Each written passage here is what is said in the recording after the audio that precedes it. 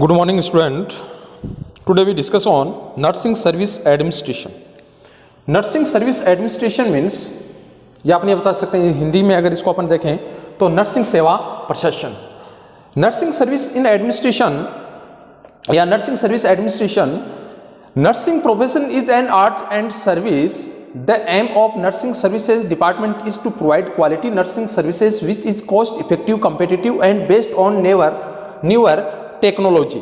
Means कहने का मतलब नर्सिंग सर्विस एडमिनिस्ट्रेशन मीन्स कि जो नर्सिंग जो सर्विसेज हैं, जो भी नर्सिंग सर्विसेज हैं, या आप ये बता सकते हैं जो जितनी सारी जो भी नर्सिंग सर्विसेज दी जा रही हैं वो भी क्या होनी चाहिए, एक जिनका रिजल्ट अपन बता सकते हैं, उनका आउटकम है वो बेस्ट आउटकम कैसे हो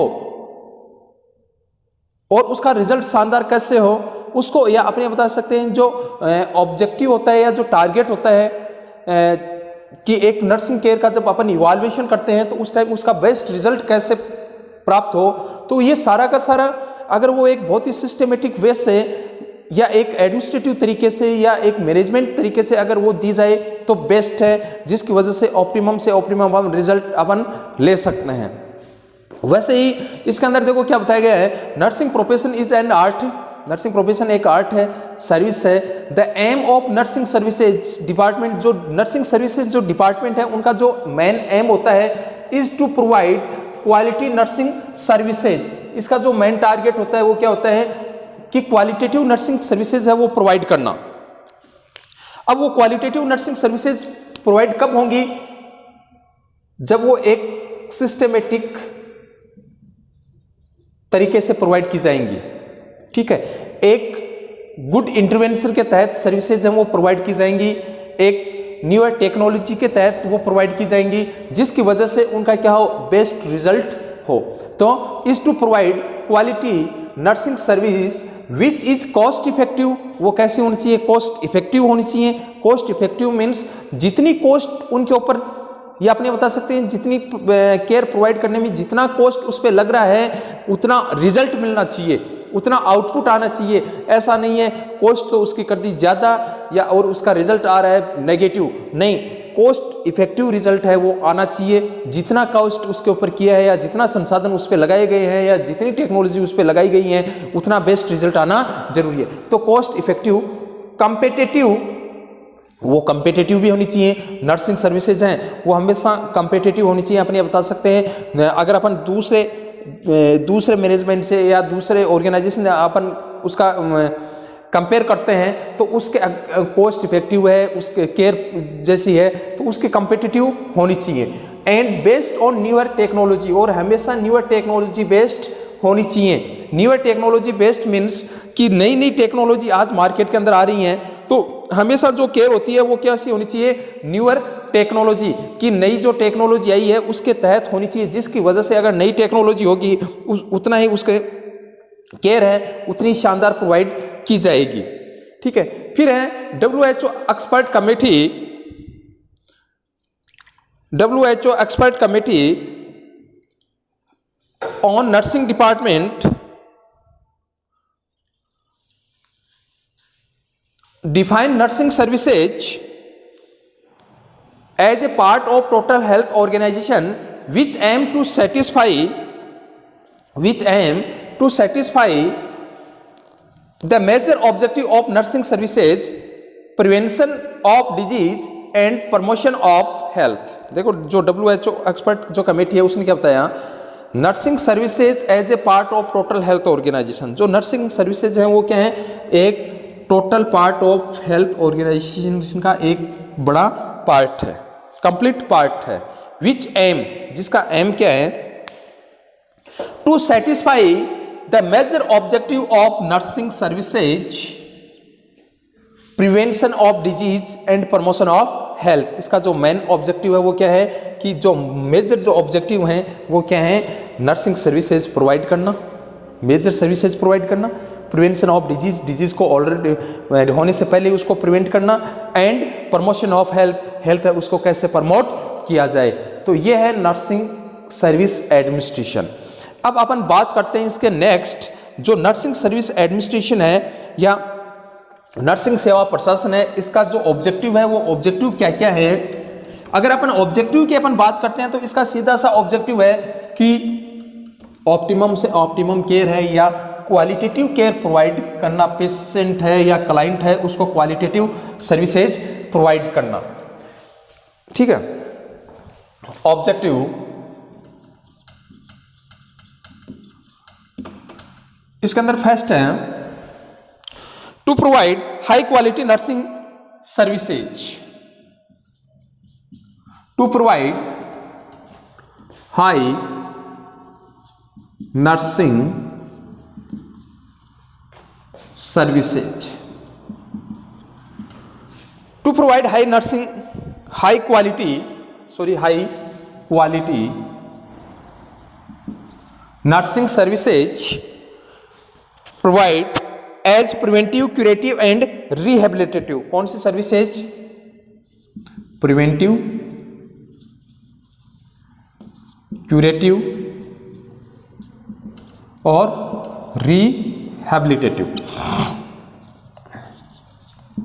रिहेबिलिटेटिव। मीन्स इसका जो फर्स्ट जो ऑब्जेक्टिव है नर्सिंग सर्विस एडमिनिस्ट्रेशन का कि ऑप्टिमम से एक ऑप्टिमम या अपने बता सकते हैं क्वालिटेटिव नर्सिंग केयर प्रोवाइड करना, और क्वालिटेटिव के अंदर प्रिवेंटिव केयर, डिजीज होने से पहले उसको प्रिवेंट किया जाए, क्यूरेटिव अगर डिजीज हो गई उसको कैसे क्योर किया जाए, rehabilitative after cure of the disease cure होने के बाद में उसको रिहेबिलिटेशन की जरूरत होती है, उसके कंटिन्यूस सुपरविजन की जरूरत होती है, मॉनिटरिंग की जरूरत होती है, उसको गाइड की जरूरत होती है, उसको काउंसलिंग की जरूरत होती है। तो सारी की सारी प्रिवेंटिव से लेकर रिहेबिलिटेटिव सर्विसेज हैं वो प्रोवाइड करना, या अपने बता सकते हैं ये इसका मेन ऑब्जेक्टिव है। Coordination with other department. फिर नेक्स्ट है to maintain therapeutic environment, to maintain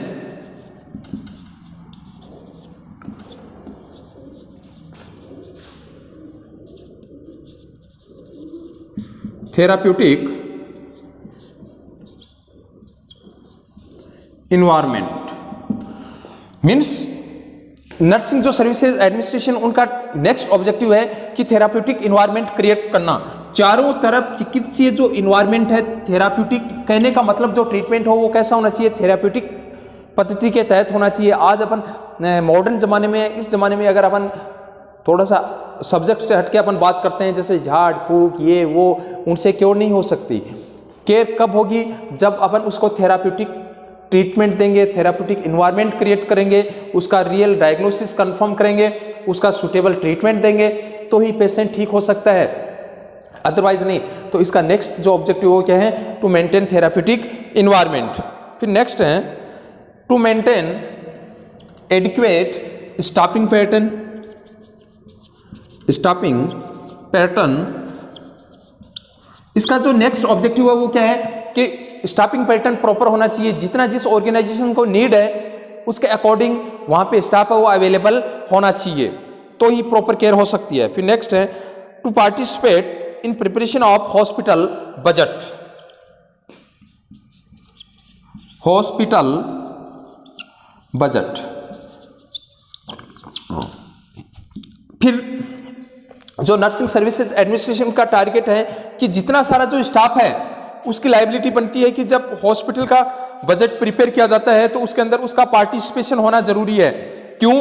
क्योंकि जो स्टाफ है वहां का वो कंप्लीटली अवेयर है कि मेरे ऑर्गेनाइजेशन के अंदर या हॉस्पिटल के अंदर कितनी न्यू टेक्नोलॉजी की जरूरत है, कितने स्टाफिंग पैटर्न की जरूरत है, कहाँ पे कितना इन्वेस्टमेंट करना है, कितना इंफ्रास्ट्रक्चर की जरूरत है। तो क्या होना चाहिए कि नर्सिंग सर्विस एडमिनिस्ट्रेशन की नेक्स्ट उसका ऑब्जेक्टिव क्या बताया गया है कि जितना सारा जो स्टाफ है वो क्या हो, हॉस्पिटल बजट के अंदर पार्टिसिपेशन करे, उसके अंदर सहयोग करे। फिर नेक्स्ट है टू प्रमोट टीम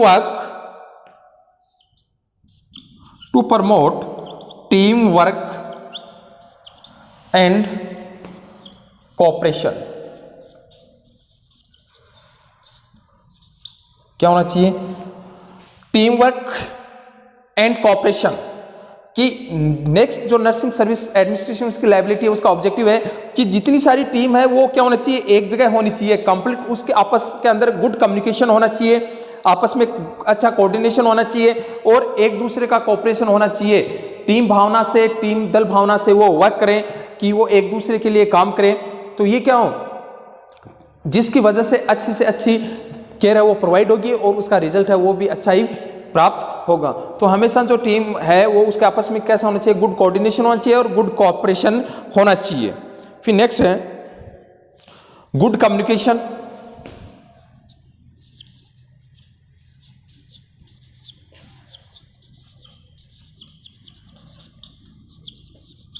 सबके बीच में कैसा होना चाहिए, कम्युनिकेशन है वो प्रॉपर होना चाहिए, गुड कम्युनिकेशन होना चाहिए। चाहे top to level, top to bottom staff की अपन बात करते हैं, top level to bottom staff की आपने बता सकते हैं। हर एक स्टाफ के अंदर जितना सारा वहाँ पे स्टाफिंग पैटर्न है उनके बीच में गुड कम्युनिकेशन होना चाहिए। हर एक डिपार्टमेंट का जो स्टाफ है उसके अंदर गुड कम्युनिकेशन होना चाहिए। फिर है to develop initiate supervision and periodic evaluation. Next जो इसका है कि पीरियोडिक इवैल्यूएशन,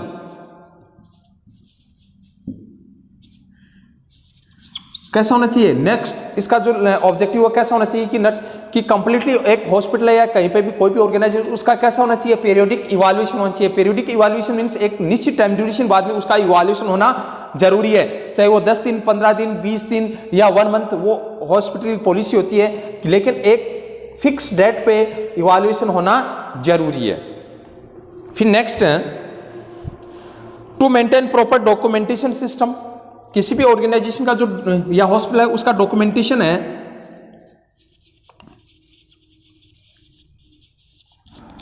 प्रॉपर होना चाहिए, डॉक्यूमेंटेशन सिस्टम प्रॉपर होना चाहिए। फिर नेक्स्ट है to promote career development of each employ. हमेशा कैरियर डेवलपमेंट होना चाहिए, जितने सारे जो भी एम्प्लॉई हैं उनका कैरियर डेवलपमेंट होना जरूरी है। कैरियर डेवलपमेंट होने के लिए जैसे इन सर्विस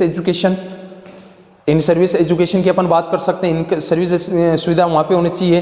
दूसरा न्यू जो टेक्नोलॉजी है उसके बारे में अवेयर होना चाहिए, उनकी अपग्रेडेशन के लिए सेमिनार है, अच्छे प्रोग्राम्स हैं वो ऑर्गेनाइज्ड होने चाहिए। फिर नेक्स्ट है to initiate orientation program to new staff. Means ये भी इसका एक ऑब्जेक्टिव है कि जब भी किसी भी ऑर्गेनाइजेशन के अंदर या हॉस्पिटल के अंदर न्यू स्टाफ आता है, नर्सिंग स्टाफ आता है, तो उसका प्रॉपर ओरिएंटेशन होना जरूरी है।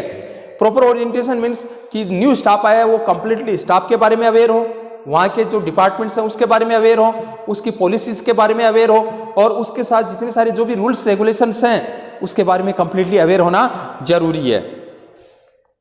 फिर है to create conducive environment to give proper learning experience student to encourage and participate research activity। Research activity के अंदर कैसा होना चाहिए, हर एक स्टाफ का पार्टिसिपेशन होना जरूरी है, ठीक है। फिर नेक्स्ट है to evaluate performance of nursing staff in unit. फिर कैसा होना चाहिए, उसका इवैल्यूएशन होना भी, कि जो नर्सिंग स्टाफ है उसका प्रॉपर उस यूनिट के अंदर इवैल्यूएशन होना जरूरी है, उसका फीडबैक लेना जरूरी है, उसकी वर्क एफिशिएंसी है, उसका वर्क हार्ड वर्क है, ठीक है, इसका कंप्लीटली इवैल्यूएशन होना जरूरी है, जिसकी वजह से उनका कॉन्फिडेंस इंक्रीज हो, ठीक है। और जो नर्सिंग सर्विसेज हैं उसके बारे में आपने बता सकते हैं, उसके बारे में कंप्लीटली अवेयर हो। तो ये है, बाकी नेक्स्ट टॉपिक अपन देखते हैं कल, ओके। फिर नेक्स्ट पढ़ेंगे अपन characteristics of essential good nursing services और प्लानिंग ऑफ नर्सिंग सर्विसेज।